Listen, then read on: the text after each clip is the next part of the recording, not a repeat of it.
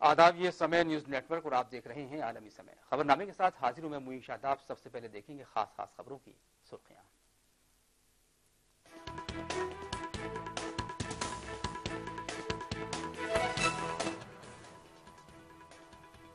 गजा में इसराइली जारहियत के खिलाफ राज्यसभा में हंगामा। अपोजिशन ने किया बहस कराने का मुतालबा। लोकसभा में भी अपोजिशन ने उठाया मामला। अमेरिका ने गजा पर इसराइली जारहियत को ठहराया जायज। ओबामा ने कहा, गजा से दागे जा रहे रॉकेट नाकाबिले बर्दाश्त। ब्राजील में वज़ीर-ए-आज़म नरेंद्र मोदी की रूसी सदर व्लादिमीर पुतिन से मुलाकात। पुतिन दिसंबर में कर सकते हैं हिंदुस्तान का दौरा। ब्रिक्स बैंक की तश्कील पर भी इत्तेफाक।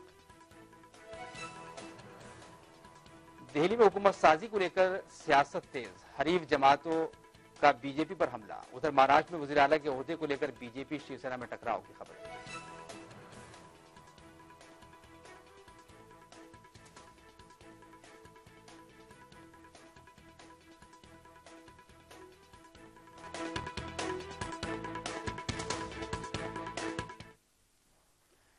गजा पर इसराइल की जालिमाना कार्रवाई पर बहस के मुतालबे को लेकर राज्यसभा में हंगामा हुआ। कांग्रेस समेत कई पार्टियों के लीडरों ने इस मामले पर ऐवान में बहस कराने की मांग की, लेकिन डिप्टी चेयरपर्सन पीजे कुरियन ने कहा कि मामला हामिद अंसारी के पास है और जब तक वो इस पर कोई फैसला नहीं लेते तब तक किसी और इश्यू पर बहस की जाए। लेकिन अपोजिशन पार्टियों ने इस पर जबरदस्त हंगामा किया। हंगामे के मद्देनजर ऐवान की कार्रवाई मुलतवी करनी पड़ी। कम्युनल वायलेंस के ऊपर हमारी तरफ से एक नोटिस दिया गया था, जिस पर आज चर्चा निर्धारित थी। कल हमने किन्हीं कारणों से उसके बारे में आपसे अनुरोध किया था चेयर से कि इसे किसी अन्य दिवस पर, किसी अन्य दिन पर ले लिया जाए। उसकी जगह आप ये हमारा पैलेस्टीनियन सिचुएशन के ऊपर हमारे डिस्कशन के मोशन को आप ले लें। आपने कहा कि ये हमको सबसे कंसल्ट करना होगा। आपने MOS पार्लियामेंट्री अफेयर्स को भी बुलाया, उनसे चर्चा की, हमसे चर्चा की, अन्य लीडर्स से चर्चा की और उस पर सबकी सहमति के बाद आपने आज की लिस्ट में इस विषय को इंक्लूड करने का निर्णय लिया। सरकार जिस विषय के ऊपर उस हाउस में कल चर्चा कर सकती है, आज उस विषय पर और रेस्पॉन्ड कर सकती है, आज उस विषय पर इस हाउस के अंदर चर्चा करने के लिए कल सहमत होने के बाद आज असहमत हो जाए, ये इसका कोई कारण नहीं समझ में आता। पहले तो मैं ये बता दूं, दूसरे हाउस में कोई चर्चा नहीं हुई। दूसरे हाउस में एक नोटिस गया था, मेरी बात सुन लें फिर पुनः खड़े हो जाए। दूसरे हाउस में एक नोटिस दिया गया था, वो नोटिस एक्सेप्ट किया जाए इसके लिए लोग 2-2 मिनट बोले और वो नोटिस डिसअलाउ हो गया। इसलिए कोई चर्चा दूसरे हाउस में नहीं हुई, बल्कि चर्चा का नोटिस डिसअलाउ हुआ। और अपने यहाँ भी ये प्रथा है, जब अपन नोटिस देते हैं तो बहुत बार कहते हैं कि अच्छा क्यों ये नोटिस एक्सेप्ट किया जाए, इस पर बोलिए। वो 2-3 लोग 4 लोग बोले कि उनका नोटिस क्यों एक्सेप्ट किया जाए, लेकिन वो नोटिस डिसअलाउ हो गया। लोकसभा में कोई चर्चा नहीं हुई। वहां वो डिसअलाउ हो ही चुका है नोटिस, वहां चर्चा नहीं हुई। वो पत्र अभी भी चेयरमैन साहब के विचाराधीन है। मैं सिर्फ इतना निवेदन करने के लिए आई हूँ कि जब तक वो पत्र चेयरमैन साहब के विचाराधीन है उस पर चर्चा नहीं हो सकती। इसलिए अभी का जो समय है वो खराब करने के बजाय अपन रेल बजट शुरू कर लें। जब चेयरमैन साहब का जवाब आ जाएगा, तो जो उनका निर्णय होगा उसके अनुसार हम करेंगे। वहीं इस इश्यू पर कांग्रेस का क्या कहना है, आइए सुनते हैं। अब जो कारण दे रहे हैं पैलेस्टीन पर ना चर्चा कराने के, वो वाजिब नहीं है कि 2 दोस्ताना मुल्क हों तो हम उनके बारे में चर्चा नहीं कर सकते। आज तक कभी चर्चा नहीं हुई। श्रीलंका पर हुई, पाकिस्तान पर हुई, कितने मुल्कों पर चर्चा हो चुकी है। तो समाजवादी पार्टी ने भी इस मामले पर सरकार के रुख पर नुक्ताचीनी की है। Party general secretary Naresh Agarwal ने कहा है कि गजा मामले पर ऐवान में बहस होनी चाहिए। जब सुबह 10:30 बजे चेयरमैन के कक्ष में नेताओं की बैठक हुई, करीब करीब पूरे हाउस की राय होती है। वहां पे जब ये बात बैठ के तय हुई, वैसे तो कक्ष में जो बात हुई उसको कोर्ट नहीं करना चाहिए, लेकिन इन टिपिकल पोजीशन में मैं कह रहा हूं, जब वहां बैठ के तय हुआ कि 12 बजे से इस डिस्कशन को लेंगे, 1:15 तक समाप्त कर देंगे, 2 बजे से रेल बजट लेंगे, एक जगह सम्मत तय हुआ, तो उसके बाद बदलने का कौन सा, क्या चेयर बदल सकती है उसको? Government did not agree. वहीं मुस्लिम अरकान पार्लियामेंट ने फलस्तीन के मसले पर हुकूमत के रवैये की मुखालफत की है। जेडीयू के राज्यसभा रुकन अली अनवर ने कहा कि पार्लियामेंट की तारीख में पहली मरतबा ऐसा हुआ है कि किसी लिस्टेड मामले पर बहस नहीं हुई है। वहीं आजाद रुकन पार्लियामेंट मोहम्मद अदीब ने कहा कि मरकजी हुकूमत इसराइल और अमेरिका की गुलाम बनी हुई है। राज्यसभा में ये लिस्टेड था ये इशू कॉलिंग अटेंशन के रूप में, और लीडर अपोजिशन गुलाम नबी आजाद साहब का था, और इसमें सारे अपोजिशन हम लोग साथ में थे। तो अब समझ लीजिए कि पहली दफा शायद पार्लियामेंट्री इतिहास में उस लिस्टेड बिजनेस को बदल करके, और सरकार अड़ गई कि नहीं हम इस पर बहस कराने के लिए तैयार नहीं है। हुकूमत ने ये बात साबित कर दी है कि वो उसको दुनिया की परवाह नहीं है, वो इसराइल और अमेरिका का गुलाम है। और ये जहां तक मैं समझता हूं कि हिंदुस्तान की तारीख में एक झूठा बयान भी दिया उन्होंने कल हाउस में, लोकसभा में सुषमा स्वराज ने कहा कि कभी हमने दूसरे मुल्क के मामलात पे बहस नहीं की। ये इतनी गलत बयानी है पार्लियामेंट के अंदर। वहीं लोकसभा में भी फलस्तीन का मामला उठा। कांग्रेस और पीडीपी ने इस पर बहस का मुतालबा किया। पीडीपी लीडर महबूबा मुफ्ती ने सवाल उठाया कि आखिर इसराइली मजालिम के खिलाफ हिंदुस्तानी हुकूमत खामोश क्यों है। आज जब इतनी जारहाना अटैक्स हो रहे हैं इसराइल की तरफ से, हम खामोश हैं। हमने 2 दिन पार्लियामेंट में इस मुद्दे को उठाया इस उम्मीद से कि जो नई सरकार है, जो एनडीए की सरकार है, वो पूरे पार्लियामेंट हाउस की तरफ से एक कंडेमनेशन हो जाएगा कि ये हमें मंजूर नहीं है, इस किस्म के अटैक्स, इस किस्म की बच्चों की मौतें हम बर्दाश्त नहीं करेंगे। और इसराइल की सरकार को बताया कि भाई आप ये अटैक्स बंद कर दो। और जो हमारे प्राइम मिनिस्टर इस वक्त वहां गए हुए हैं ब्रिक्स समिट में, वहां भी एक रेजोल्यूशन पास हो कि सीज फायर हो जाए, ताकि पैलेस्टाइन और इसराइल के लोग अमन से एक दूसरे के साथ रह सके, इज्जत से एक दूसरे के साथ रह सके। पर बदकिस्मती से जो यहाँ की सरकार है, उन्होंने criminal silence, they adopted a criminal silence which is very unfortunate. क्योंकि गांधी जी कहते थे कि अगर दुनिया के किसी कोने में कोई दुख में होगा तो हिंदुस्तान बोलेगा, और आज मुझे अफसोस है कि हिंदुस्तान खामोश रहा। ब्राजील में ब्रिक्स कॉन्फ्रेंस के दौरान फोर्टालेजा में वजीर-ए-आजम नरेंद्र मोदी और रूस के सदर व्लादिमीर पुतिन की मुलाकात हुई। इस मुलाकात के दौरान दोनों लीडरों के बीच कई अहम इश्यूज पर बातचीत हुई।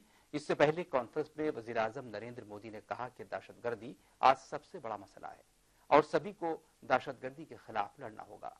मोदी ने कहा कि ब्रिक्स बैंक के कयाम के बाद आलमी सतह पर इक्तिसादी इस्तेहकाम आएगा। उन्होंने बताया कि ब्रिक्स बैंक $100 अरब का होगा।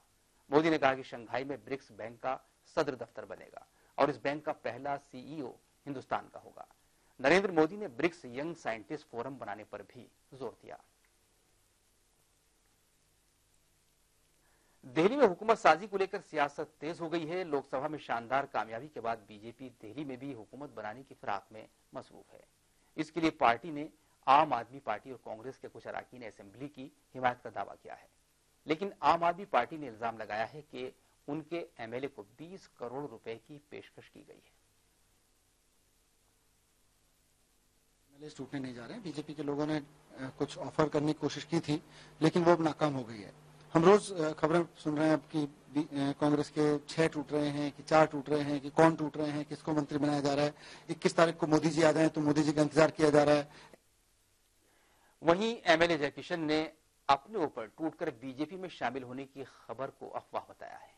जयकिशन ने अपने दस्तखत वाले खत को एक साजिश करार दिया है। इस मामले पर कांग्रेस लीडर का क्या कहना है, आइए सुनते हैं। भारतीय जनता पार्टी विधायक दल जगदीश मुखी जी को नेता चुनता है, किसी और को नेता चुनता है, उनका अंदरूनी मामला है। मुझे उस पर कोई प्रतिक्रिया व्यक्त नहीं करनी, लेकिन मैं सिर्फ एक बात कहना चाहता हूं। कांग्रेस विधानसभा चुनाव के लिए पूरी तरह मजबूती से शक्ति के साथ तैयार है और कांग्रेस की प्राथमिकता इस वक्त दिल्ली में सरकार बनाना या नहीं बनाना नहीं है, बल्कि हमारी प्राथमिकता महंगाई, बिजली, पानी से लोगों को राहत दिलवाना है। लेकिन आपके विधायकों की बात आ रही है कि वो टूट के शामिल हो सकते हैं। कांग्रेस पार्टी किसी कीमत पर भारतीय जनता पार्टी को और आप पार्टी को समर्थन नहीं देगी। सरकार बनती है बने, नहीं बनती है ना बने। लेकिन आपके विधायक जो हैं कांग्रेस छोड़कर उधर शामिल होने की बात है। मैंने कहा है, अब ये कौन इस बात को कह रहा है मुझे इसकी जानकारी नहीं है, लेकिन मैं कांग्रेस पार्टी की तरफ से ये कहना चाहता हूं कि कांग्रेस भाजपा जैसे सांप्रदायिक दल को किसी कीमत पर समर्थन नहीं देगी। लेकिन विधायकों के पास विकल्प खुले हैं आपके मैंने कहा है कि हमारे विधायक कांग्रेस पार्टी के विधायक हैं, जो पार्टी का निर्णय है वो सबका निर्णय है। खबरनामा भी जारी है, लेकिन आगे बढ़ने से पहले एक मुख्तसर सा वक्फा, फौरन हाजिर होते हैं।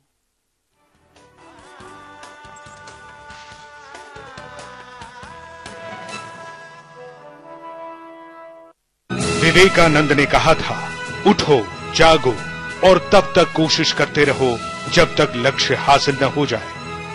विवेकानंद की इसी सोच को हकीकत में बदलने वाले बिहार के उद्यमियों को सम्मानित करेगा देश का सबसे बड़ा रीजनल एमएसएमई अवार्ड 31 जुलाई को पटना में। समय उद्यमी Bihar 2014 presented by technoculture building solution. अब आपके घर का सपना भी हो सकता है साकार, है ना अपना Vastu Vihar. Powered by Gujarat Growmed. Gujarat Growmed, a brand leader product. Growmed एड vitamin baby oil and soap. Associate sponsor doctor Zakir Hussain institution and IIBM Patna. पढ़ो वोकेशनल, बनो professional. Supported by NSIC। Industry partner BSE SME। Print partner Rashtriya Sahara. International telecast partner आलमी समय।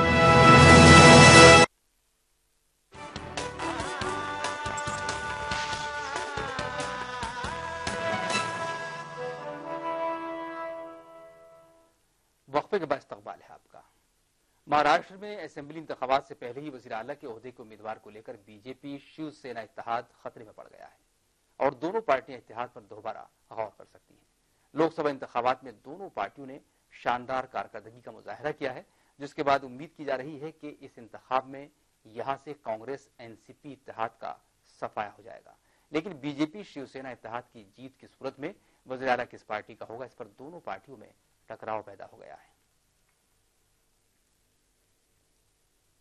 Madhya Pradesh police headquarter की CID branch में तैनात रहे AIG Anil Kumar Mishra पर रेप का इल्जाम लगा है।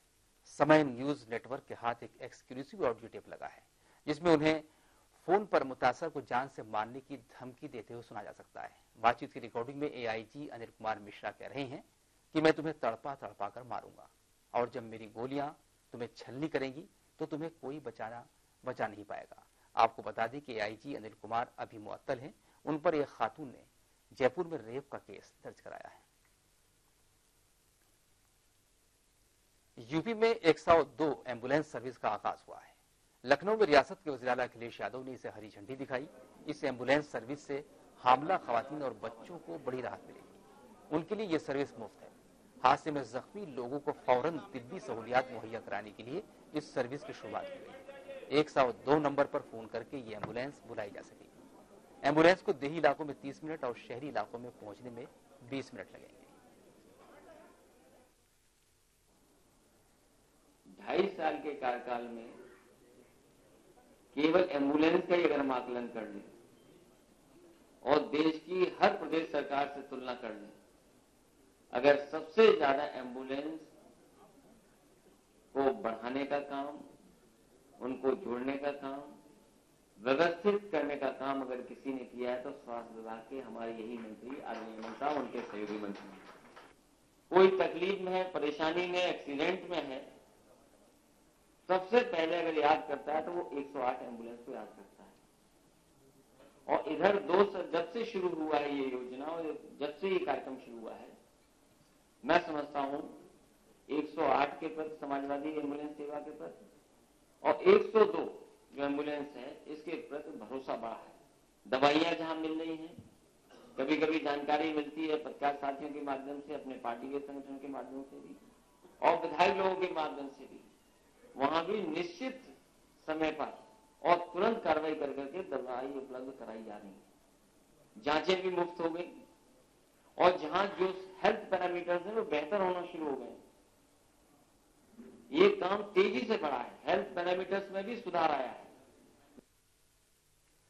जम्मू के आरएसपुरा सेक्टर में पाकिस्तान की तरफ से सीज फायर की एक मरतबा फिर खिलाफवर्जी की गई है। इत्तला के मुताबिक पाकिस्तान रेंजरों ने BSF के जवानों पर फायरिंग की, जिसमें एक जवान की मौत हो गई, जबकि 4 जवान जख्मी हो गए। जख्मी जवानों को इलाज के लिए जम्मू मेडिकल कॉलेज में दाखिल कराया गया। श्रीनगर में सुबह एक सड़क हादसे में 4 लोगों की मौत हो गई। यह हादसा उस वक्त पेश आया जब श्रीनगर बारामूला हाईवे के HMT इलाके में फौज की एक रिकवरी वैन ने सामने से आ रही एक टैक्सी को टक्कर मारी, जिसमें 4 लोगों की मौत हो गई। हादसे के बाद वहां मौजूद लोगों ने सिक्योरिटी अफवाज के खिलाफ नारे लगाए और सड़क जाम कर दी। जाम खुलवाने के लिए पुलिस को ताकत का इस्तेमाल करना पड़ा। सिविल सर्विस इम्तिहानात को लेकर मचे बवाल के बाद पीएमओ में वजीर मुमलिकत जितेंद्र सिंह ने कहा है कि 3 रुकनी कमेटी बनेगी जो इम्तिहानात के नए पैटर्न C-सेट पर गौर करेगी। कमेटी की रिपोर्ट की बुनियाद पर तलबा की परेशानियां और मुतालिबात के मुतालिक यूपीएससी को खत लिखकर गुजारिश की जाएगी कि हिंदी जबान के तलबा की परेशानियों के हल तक प्री एग्जाम मुलतवी कर दिया जाए। दरअसल यूपीएससी के इम्तिहान से C-सेट को खत्म करने और हिंदी जबान के उम्मीदवारों के साथ हो रही तफरीक को रोकने के मुतालबात को लेकर यूपीएससी पर ऑल इंडिया स्टूडेंट्स यूनियन ने एहतजाज किया था और सरकार से मुतालबा किया था कि नए पैटर्न में तब्दीली की जाए। हम विद्यार्थियों की चिंता को हम बड़ी सहानुभूति, संवेदनशीलता और गंभीरता से देख रहे हैं। और जैसे कि आपके ध्यान में होगा कि सरकार ने इसके लिए 3 सदस्यीय एक समिति गठित की हुई है।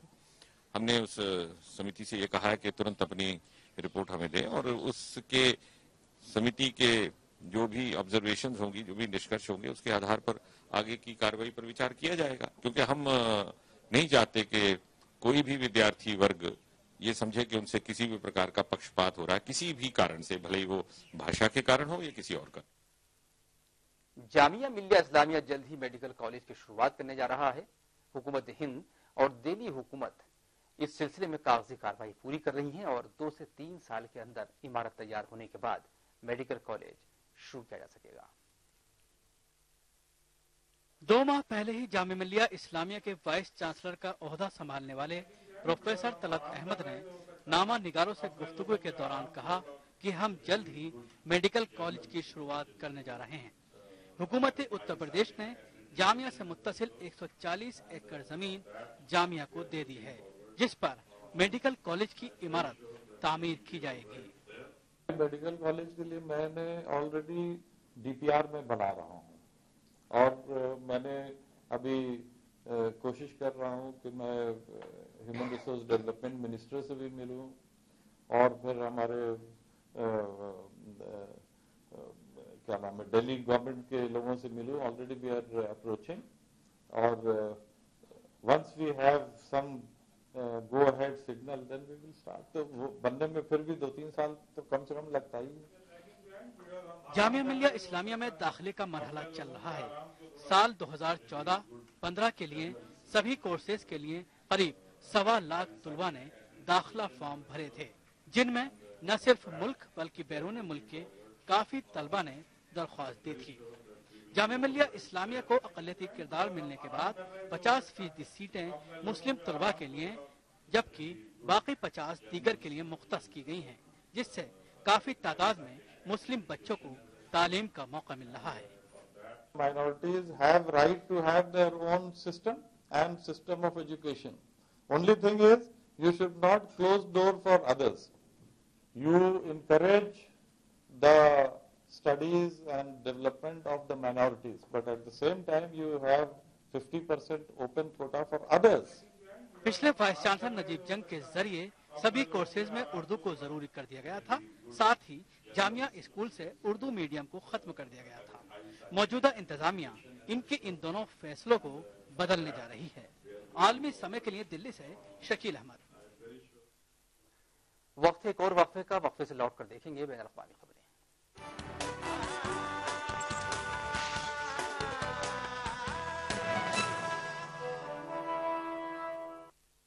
डोनाल्ड ट्रंप ने कहा था, हमेशा बड़ा सोचो।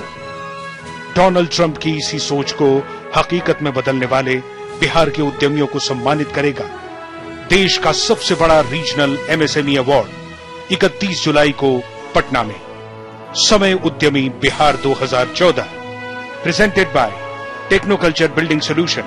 अब आपके घर का सपना भी हो सकता है साकार, है ना अपना वास्तु विहार। Powered by Gujarat Gromid. Gujarat Gromid, a brand leader product. Gromid add vitamin baby oil and soap. Associate sponsor, Dr. Zakir Hussain Institution and IIBM Patna. Padho vocational, bano professional. Supported by NSIC, Industry Partner, BSE SME, Print Partner, राष्ट्रीय Sahara, international telecast partner, आलमी समय।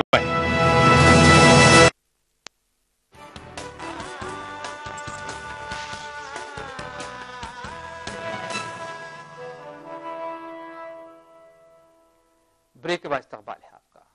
मशरिकी Baghdad के एक मसरूफ बाजार में हुए 2 car bomb धमाकों में 12 अफराद हलाक और 20 से ज्यादा लोग शदीद तौर पर जख्मी हो गए हैं।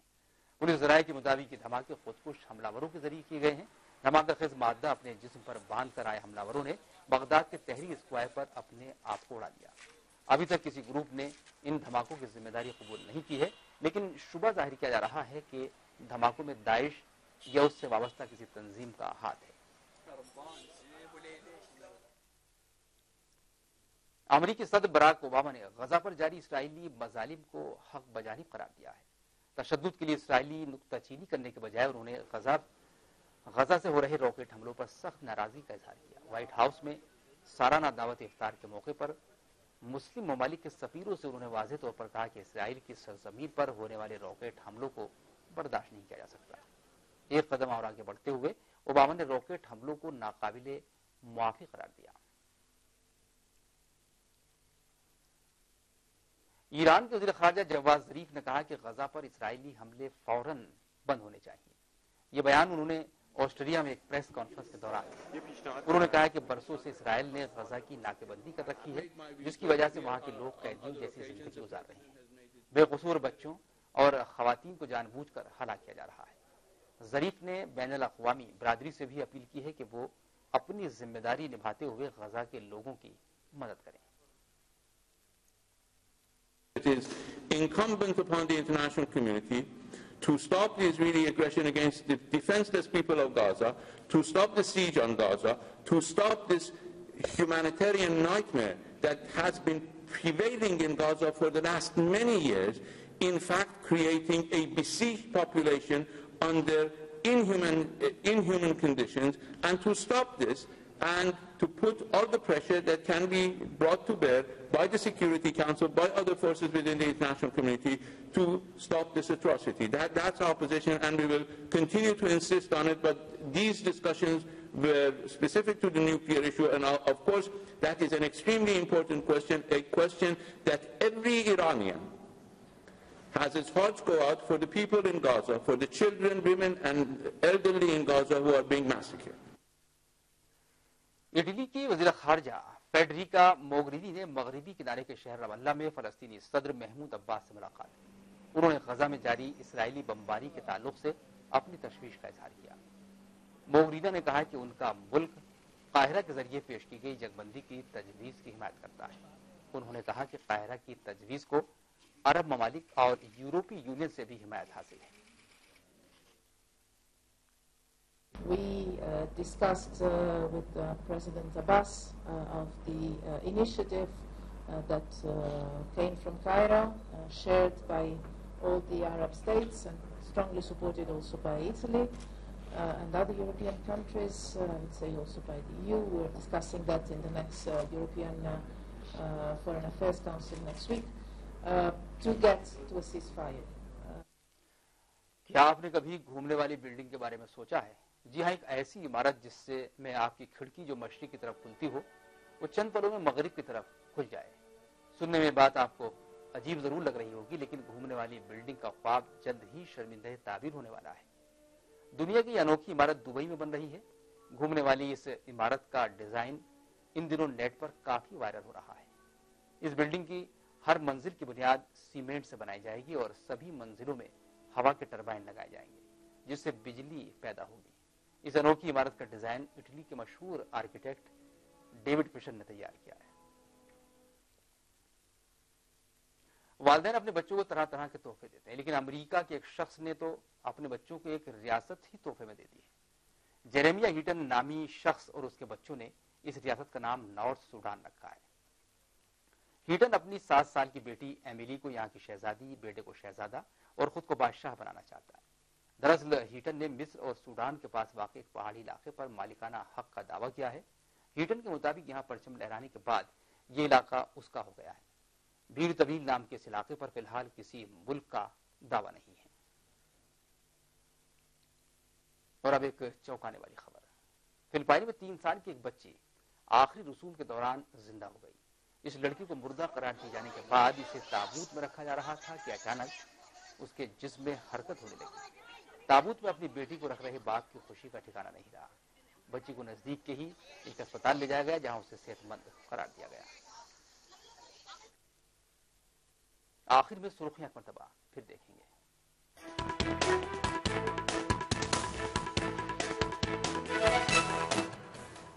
गजा में इस्राएली जारहियत के खिलाफ राज्यसभा में हंगामा। अपोजिशन ने किया मामले पर बहस कराने का मुतालबा। लोकसभा में भी अपोजिशन ने उठाया मामला।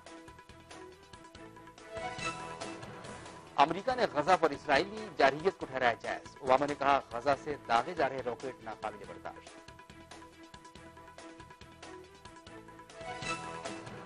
ब्राजील में वज़ीर-ए-आज़म नरेंद्र मोदी की रूस के सदर व्लादिमीर पुतिन से मुलाकात। पुतिन दिसंबर में कर सकते हैं हिंदुस्तान का दौरा। ब्रिक्स बैंक की तश्कील पर भी इत्तेफाक। पाकिस्तान ने एक बार फिर की जंगबंदी की खिलाफवर्जी। जम्मू के आरएसपुरा सेक्टर में फायरिंग से बीएसएफ का एक जवान शहीद, 7 जख्मी। और दिल्ली में हुकूमत साजी को लेकर सियासत तेज। हरीफ जमातों का बीजेपी पर हमला। उत्तर महाराष्ट्र में वजीर आला के ओहदे को लेकर बीजेपी शिवसेना में टकराव की खबरें।